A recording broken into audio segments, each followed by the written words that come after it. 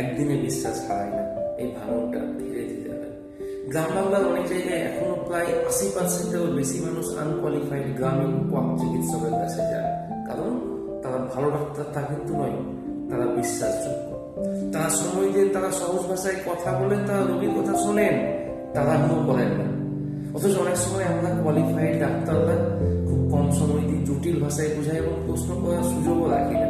Degree কিন্তু বিশ্বাস তৈরি করে না, ডিগ্রি কানেকশন তৈরি করে, একটা স্কোপ নিয়ে আসে।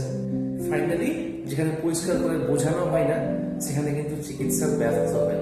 তখন সে পরিচিত মুখকে বেছে নেয় আমাদের ফর্মাল চিকিৎসা ব্যবস্থার যে রোগীরা তখনই এই সিস্টেমের উপর ভরসা করে যখন চিকিৎসক শুধু প্রেসক্রিপশন লেখে না, তাদেরকে মানুষ হিসেবে দেখে। আপনিও যদি মনে করেন যে ট্রাস্টটা হচ্ছে চিকিৎসার মতোই গুরুত্বপূর্ণ, প্রেসক্রিপশনের মতোই গুরুত্বপূর্ণ, এই ভিডিওটা আপনার জন্য সেভ করবেন।